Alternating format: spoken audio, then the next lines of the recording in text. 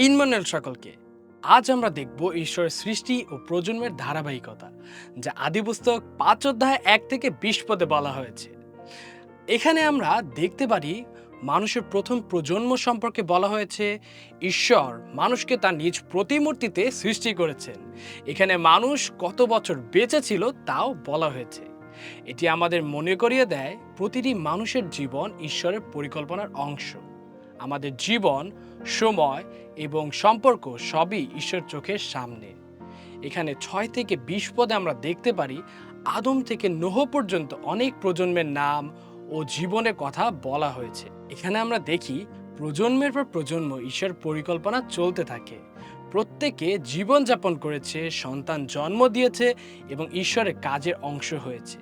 এটি আমাদের শেখায় আমাদের জীবনও গুরুত্বপূর্ণ। আমাদের বিশ্বাস, আচরণ, সিদ্ধান্ত আমাদের সন্তান এবং ভবিষ্যৎ প্রজন্মকে প্রভাবিত করে। আমরা যদি ঈশ্বর পথে চলি, তবে তার আশীর্বাদ আমাদের জীবনে এবং আমাদের পরিবারে পৌঁছাবে। এবং আমরা শেষে দেখতে পারি আদি পুস্তক ৫ অধ্যায় ১ থেকে ২০ পদে আমাদের মনে করিয়ে দেয় প্রতিটি জীবন ঈশ্বরের হাতে। প্রজন্ম থেকে প্রজন্ম ঈশ্বর তার পরিকল্পনা পূরণ করেছেন। তাই আমাদের উচিত ঈশ্বরের নির্দেশ মেনে চলা, যেন আমাদের জীবন ভবিষ্যৎ প্রজন্মের জন্য আশীর্বাদের হয়। ইনমনের সকলকে।